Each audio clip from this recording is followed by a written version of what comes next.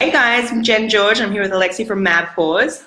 Today we're going to be seeing some cute puppies at some point, I'm hoping, fingers crossed. But today we're going to be talking about two-sided marketplaces, all things startup, and kind of the journey of Mad Paws. So I'm going to hand over to the CEO and co-founder to tell a bit about his background and how Mad Paws kicked off. Over to you. Hey guys. So, my name is Alexis, and I am originally from Belgium. And I said, you know what, let's go study on the other side of the world. And that's how I came to Sydney, where I was studying, and this was 4.5 years ago. Was it the beaches that attracted you? No, it was the kangaroos. We had really? this TV show in Belgium. It's called Skippy. It was a kangaroo. We had Skippy as well, around, you know? Yeah. And so, anyway, there were no Skippies in my class. Actually, I didn't see any Skippy for 2 years. But the point is, I was in a cool class full of entrepreneurial people, and I also got to travel a bit around the world. And I just got really interested by this whole thing called entrepreneurship. And my real first experience into entrepreneurship was I started a student association at the University of Sydney, which was kind of a success. And we linked with companies to get internships and jobs. And that's how I connected to one of the CEOs of Australia's larger businesses. And we started discussing the idea of Mad Paws, right? Because we were just looking at the sharing economy over everywhere in the world, and we saw some very, very cool things happening. Uber, Airbnb, some smaller ones, some in the pet space, and we said, you know what? We think Australia is an amazing market for this, because the dog ownership, the pet ownership is the highest in the world per capita. People spend a lot of money on their pets, but more so, and that's really why we got into it, because people really, really love their animals here, and that's a great thing to see, and it's really a problem for them. What do I do with my cat, with my dog, with my rabbit when I go on holidays? Yeah. And so that's really the problem which we wanted to solve. And you know, I went to the dog park, I spoke to dog owners, I asked them, yo, what do you think of this idea? And they absolutely loved it. They said, whoa, if you can build a solution like that, this would revolutionize my life, because at the moment, I don't want to put my dogs in a kennel and I don't want to harass my mom anymore. So yeah, that'd be fantastic. That's awesome. Yeah, what we did then is we got a website developed, right? An absolute shitty website, spaghetti code, right? Noodle code. And look, it was honestly MVP, but we did it very, very fast in 2 months, and fast enough to really be ahead of the curve, because after we launched, 20 other competitors launched in Australia as well. Yeah. So we had to be very, very fast. Yeah. And look, so my learning from that is honestly push these things out fast. You can get some market validation, so you can get some customer testimonials and really start improving based on their feedback, because the alternative is develop for 1 year, develop for 1.5 years. And I've seen that in the startup community. And sometimes, especially in competitive markets such as this one, it sometimes says, look, it was very annoying, very painful. The 10 users which were on my site were all calling me because, you know, Alexis, this is the shittiest website ever. But I said, no worries, guys, I'll help you, I'll hold your hand. We're going to make these things happen, and we're going to make sure we find the best possible pet sitter for you. And how many times have you actually looked after animals yourself? Well, we do it all the time. Yeah. Did you see Charlie? Yes. We have the cutest dog in the world, by the way. we have a daycare center within our office that I'll show you guys later, right? Yeah. Because then at the moment we have a beautiful puppy called Charlie who wanted to dance with Jen when she walked into the office. Who's almost as tall as me, so when we say puppy, I know she grew super fast. Yeah. But yeah, that's what we do. Like it's very, very important for us that all of our employees know what we are offering on our website. And so we are offering daycare ourselves. So we look after a number of puppies. Guys, you should check them out. We have like little husky puppies. It's all sorts of amazing puppies, and not just puppies, great dogs as well. We actually give employee leave for pet sitting. That's great. Our employees can do it twice a year, 2 days leave a day extra for pet sitting, pets at their homes. So that's fantastic. It's great to really live and breathe your values and what you're trying to get out there. You know, absolutely. So, I mean, coming up with an MVP, right? A lot of people kind of chop and churn between, you know, do you do an app first? Do you do a website? You know, how did you make that decision about getting something out there, the spaghetti bowl of code? Yeah. I mean, there's probably different for different businesses. I've seen very amazing mobile first, app first businesses. But for us, it was a website. And it was, the idea was, look, the technology is very important, but at the moment when we don't have much funds, we started with very little funds. It's really about getting something in the hands of the customer, and the fastest thing to do is a website, right? because in the end, when pet owners need to find the pet sitter, contact them, chat to them, and book them online and pay online, and then review them. You know, the first thing we actually did was, while the website was being developed and while I was, bouncing ideas with the developers, I never seen a line of code before, which may have added to the spaghetti code. But anyway, lessons learned. Yeah, lessons learned. I mean, look, again, the speed was crucial, and also thank you so much for the developers, because they followed the brief, doing it very, very fast. Yeah, and that's what we needed. Good on. But before that, we just launched a Weebly landing page, right, just to get signups. Mm-hmm. And so our very first pet sitter signups were from my connections from the University of Sydney, because I was the president of the Student Society. I contacted the president of the Vet Student Society. I said, hey, Matt, we're launching this website. It's like Airbnb for cats and dogs, and I'm sure that your vet students, right, thousands amongst this network of vet students across universities, have free time, want to earn some extra money, and absolutely love animals. Do you mind sending some emails to them? And we did. Yep. And so our first 150 signed up pet sitters on the Weebly landing page created in 2 hours were these vet students. And we didn't pay any dollars for them, but it was a great story for investors to put in the first, $100,000. These guys are launching this website now. It's ready, but it already comes with 150 pet sitters, and by the way, it cost them $0. It cost them, Alexis $0 for acquisition. What can they do if we give them a bit of money, right? Yeah, no, definitely. And so, controlling your supply and demand for two-sided marketplaces is super hard. So obviously, you went one side first. It's okay. How did you get that balance when you were first starting? Well, so the balance is, we started at the University of Sydney, really, around this area, Ultimo, Darlington, Surrey Hills. Yep. Got a supply, got the pet sitters. And then we started getting demand here as well. With Google AdWords, which is, semi-targeted, with Facebook community, Facebook groups, the dog parks, Surrey Hills Dog Park and whatnot. But then, to be honest, because textbook will tell you how business review and so on, two-sided marketplaces, what's important is liquidity. It's bringing demand and supply together in one geography, or more so, how do you achieve liquidity easy? I'll get you in view. That's okay. You're much more beautiful than I must have. So stories about you, so fine. Okay. So how do we get liquidity? What's the easiest way to get liquidity in the market? Is to geographically target. It's easier to build demand and supply in Surrey Hills than demand and supply in the whole of Australia, right? Yeah. However, so that's why we started with kind of working well. However, then 20 competitors were launching all over Australia. Let's get you in again. And we said, you know what? We're very serious about being the #1 pet sitting marketplace in Australia. That means we got to go out of Surrey Hills, even when textbook says that we should stay suburb by suburb. Suburb by suburb. Yep. And I was fixing the website, not fixing the website, but I was taking customer calls. Yeah, sorry, the website not working, but no worries. I'm going to help you. I had at the time like a casual employee intern, whose name was David. And I said, David, I'm fixing the website. We need to expand into everywhere in Australia. Can you please expand us everywhere in Australia? He's like, Alexis, how should I do that? I said, David, I'm just out of uni. Like, I know you are in uni, you're 19. I'm just out of uni. I've never built a pet sitting marketplace before, right? What do we do? Yeah. I don't know, man. You do it. You're a smart guy. Yes, I'm a smart guy. I'm going to do it, Alexis. In which city should I expand, Alexis? I said, look, David, I'm not from here, as you can judge by my accent. I'm from Belgium. You're from here. You're Australian. You tell me. I mean, not even tell me. Just go. Okay, Alex, we're going in Melbourne. We're going in Perth. We're going in Adelaide. Why Adelaide, David? Because my ex-girlfriend says there are many, many doggies in Adelaide. So, okay, no worries. Let's go in Adelaide. Customer research done. And what happened is...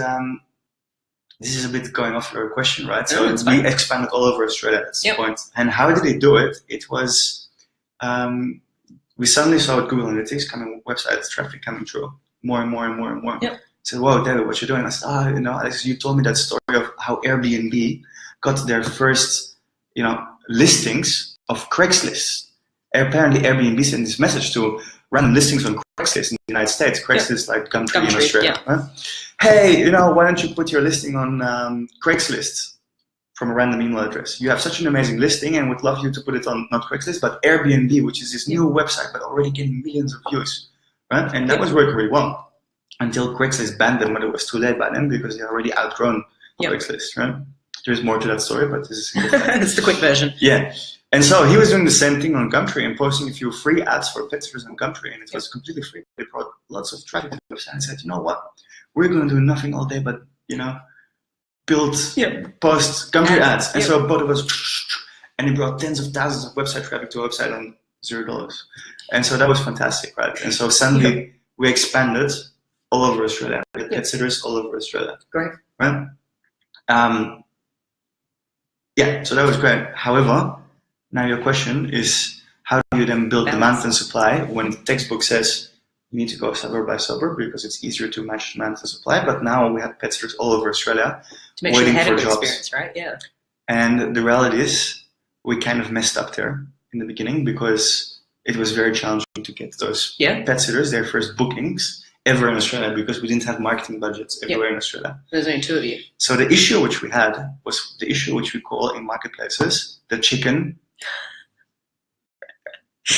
and the egg problem. Which one comes first, the pet sitter or the pet owner? Yeah. We went everywhere for pet sitters, but they weren't getting their eggs, right? Or their pet sitting booking requests, and therefore they became disengaged. Mm-hmm.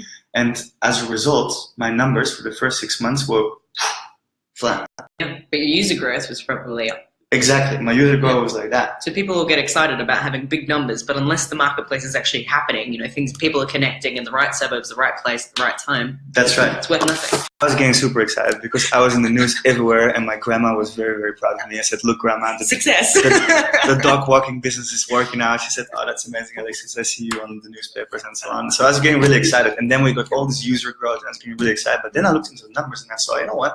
Our growth curve, our revenue growth curve, the thing that matters, right?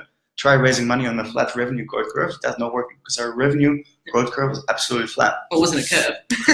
it was a line.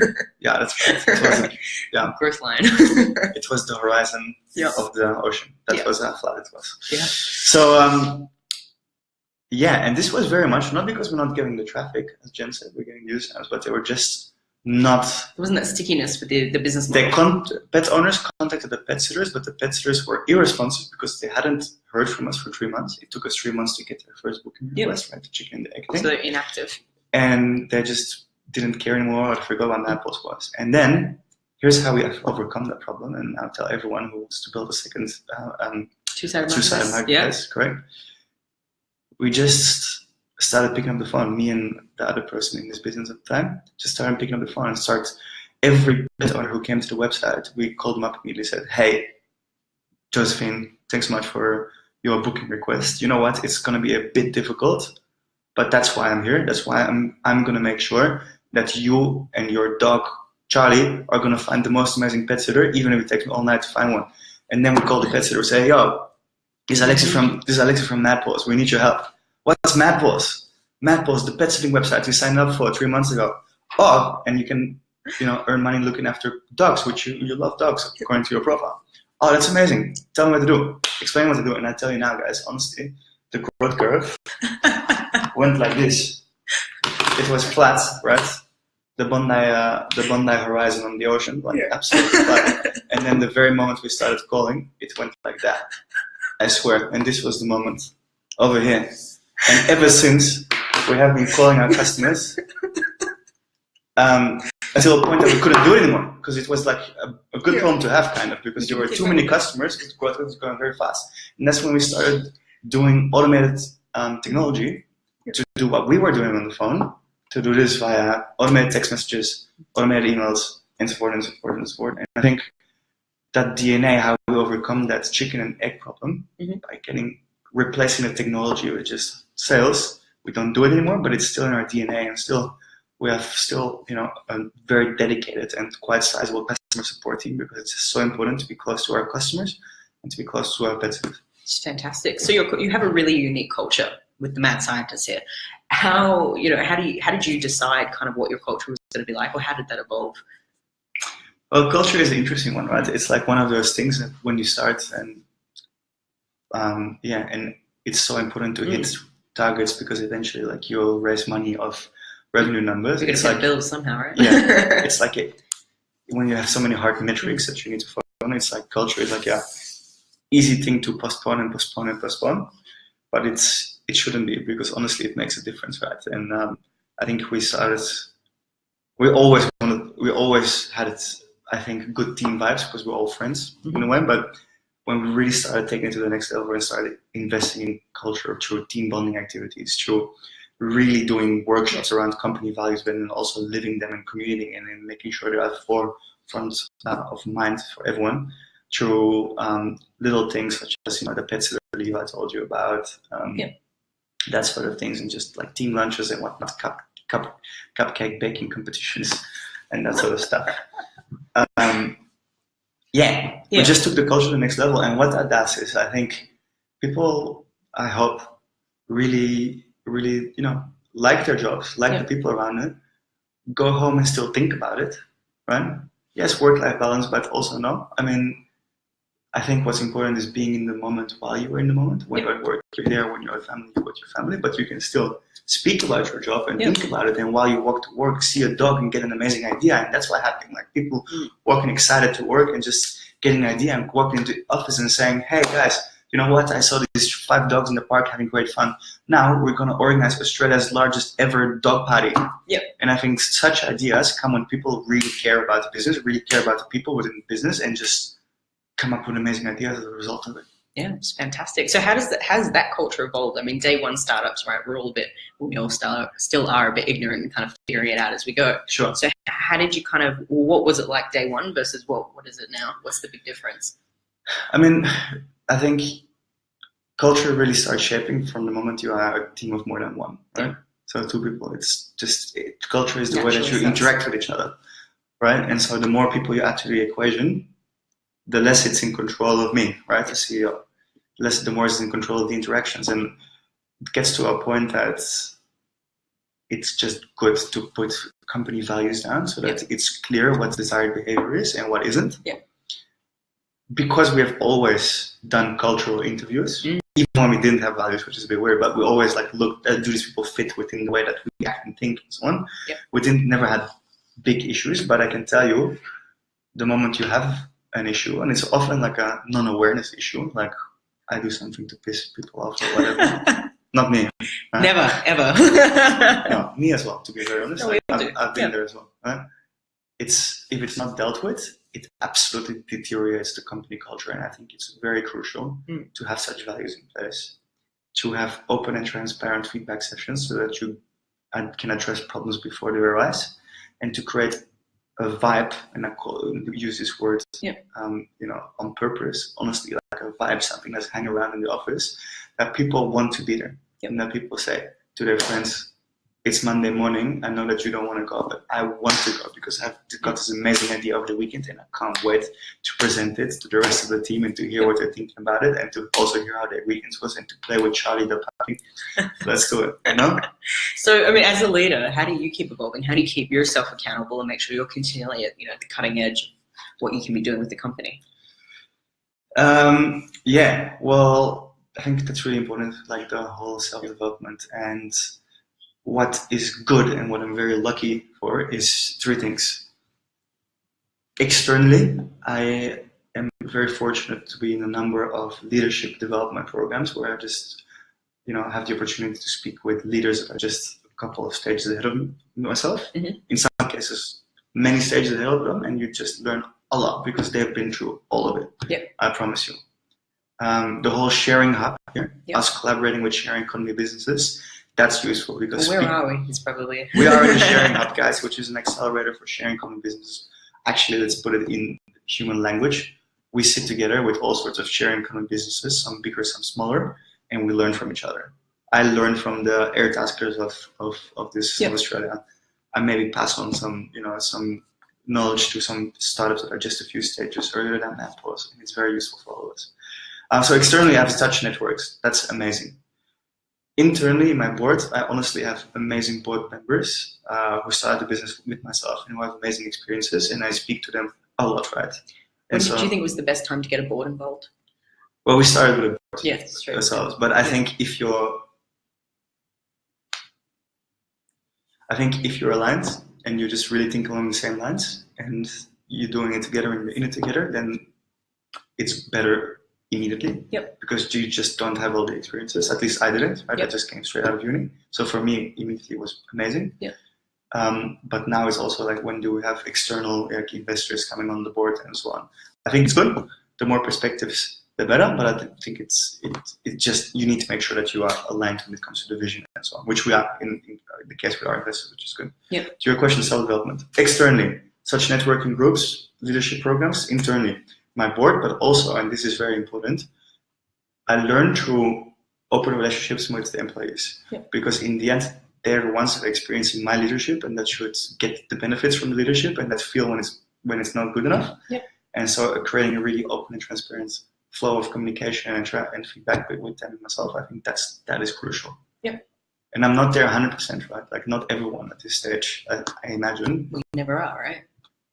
Comes to me with their feedback, but it's something that we're consciously improving with systemizing feedback sessions. We're just, making it more of a culture to grab a coffee with someone and just ask, hey, which 3 things do you think I can improve, and so forth. We've got Kelly here. What skills, values did you look for in a board member?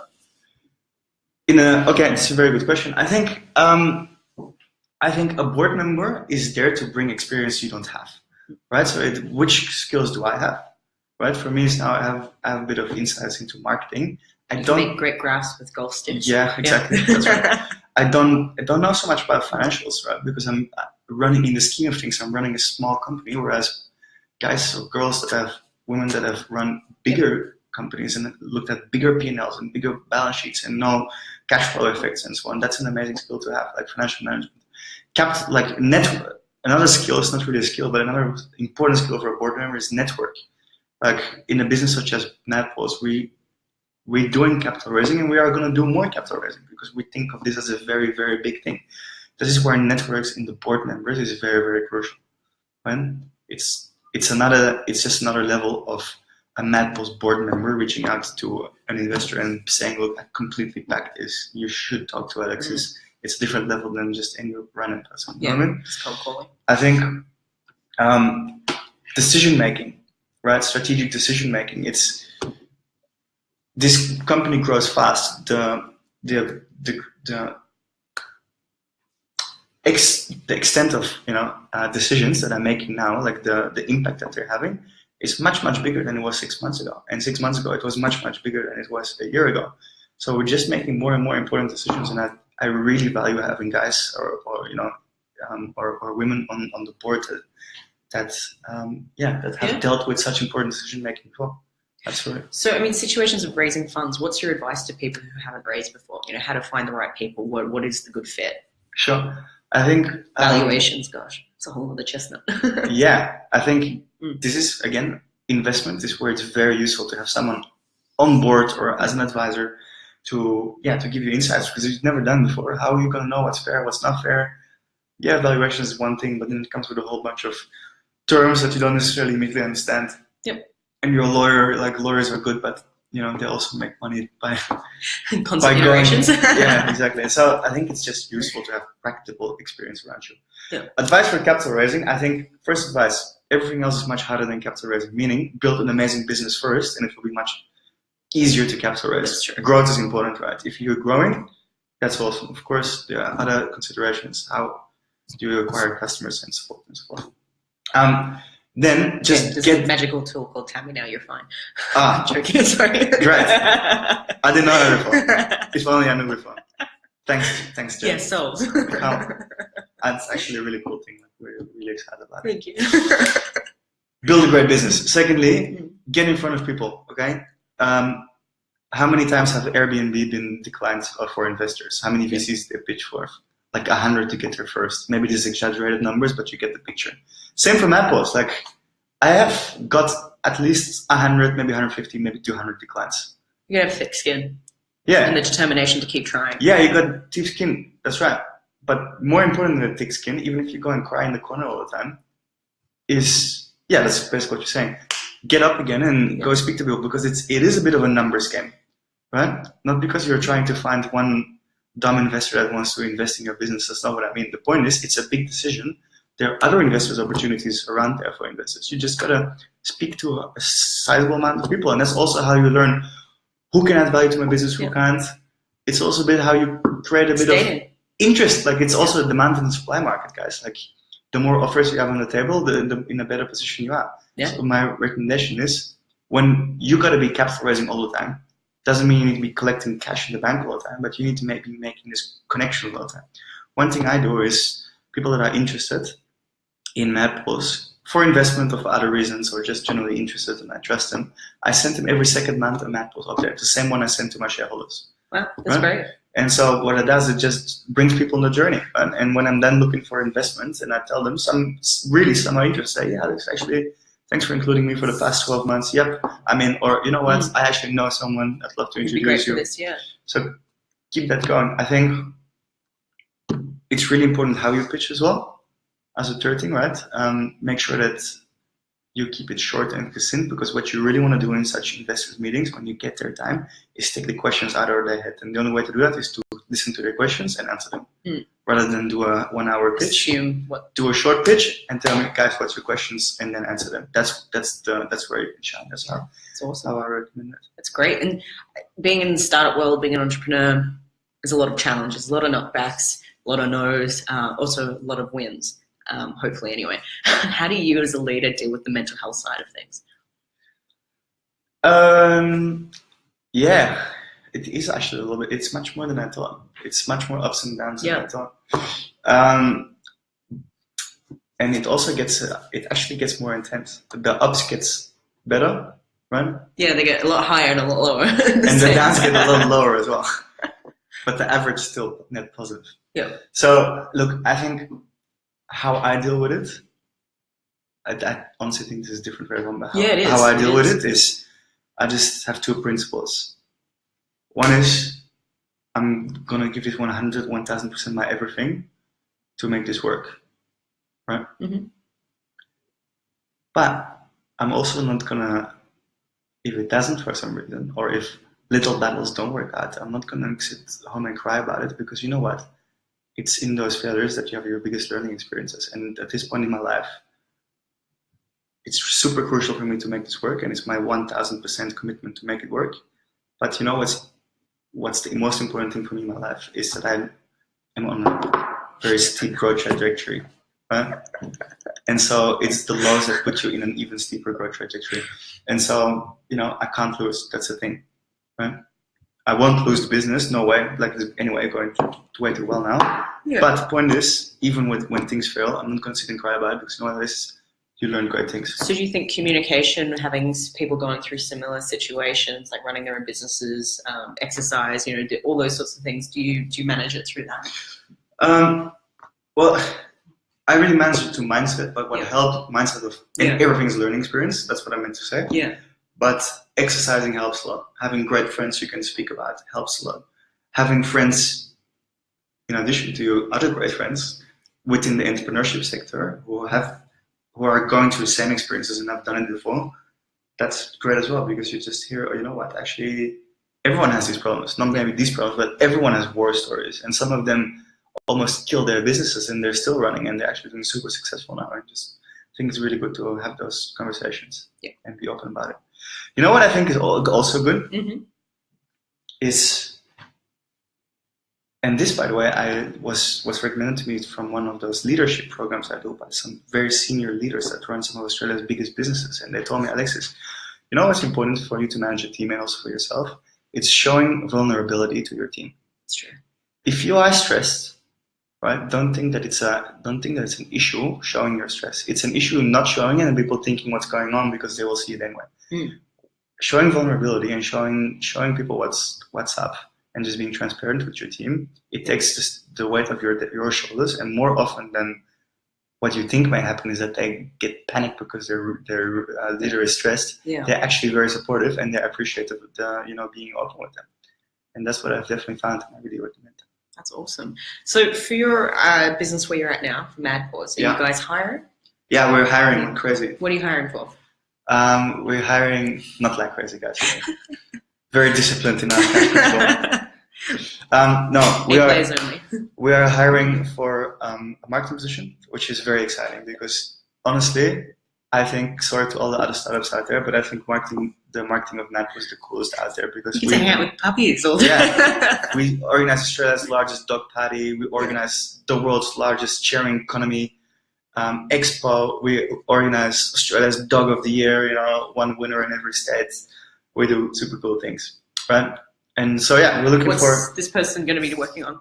This person is going to be working on increasing retention. Yep. And that's going to be with cool, creative ideas. I don't even know them. It's really up to them to come up with it. But yeah, that's marketing. Analytical, someone really analytical, but someone super creative and someone that really cares about the subject as well, right? Cares about solving people's problems when it comes to what do I do with my dog when I can't take care of them or when I rabbit or so on. That's marketing. Customer support, super crucial for us. It's an exciting team. You know, they are really our ears and eyes when it comes to understanding the customer, and they're really what makes this business work. Remember from previously, this is because of the customer support. You know what I mean? We are also looking for an absolute data person, unless maybe Jen can solve it with Tammy. I was about to say you're offering me a job. Someone that's just gonna put the whole business, measure the whole business even to the next level. We're already really good at measuring, but it's important now to take to the next level and tell us spend money there, don't spend money there, spend money more there, because the whole customers have a higher lifetime value in that channel, and support. And then what else are we looking for? Oh, yeah, look, there is one other job position that I need to get my head around it. So I'll post it in the thing after. That's awesome. Well, if people in the startup community, if they're looking for help or ideas or just a sounding board, can they reach out to you for certain things? No, I'm too busy. So. Nah, it's too cool for no. Look, I have time reserved in my schedule for this, honestly. Right, I have a number of hours every week that I dedicate to this anyway, through the sharing hub or people reaching out. So yeah, reach out, absolutely. Cool. My email address is pretty easy to guess. It's my first name at my website. Awesome. And I always ask this question: if you could have a superpower, what would it be? Superpower? Besides being able to hang out with puppies all day. We already have that. Yeah. Look, that's a good question.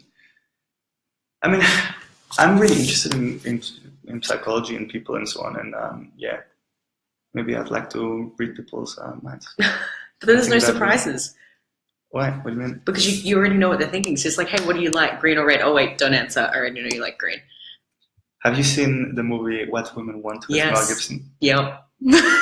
I still think it doesn't help. This would solve a lot of my life issues. No, I'm joking. Yeah. Cool. Well, thank you so much for your time and the amazing golf stick graphs. And we're looking forward to watching Mad Paws grow. International. Are you going international? It's probably something I forgot to ask. No, we're not. Yep. You know why? Because there are 8 million dogs and cats in Australia, which is more than there are teenagers here. And we are just building Australia's largest pet community. And we're very well on track to get there. And we will get there even more so. And we're just going to solve all issues for all dogs, rabbits, cats. Goldfish, snakes, and so on. Llamas? In Australia. And the market is big enough. Not big enough, it's massive. It's huge. So that's why we're sticking to Australia and New Zealand. Very exciting. Well, thank you so much for letting us harass you in your office. Oh, no worries. Pleasure.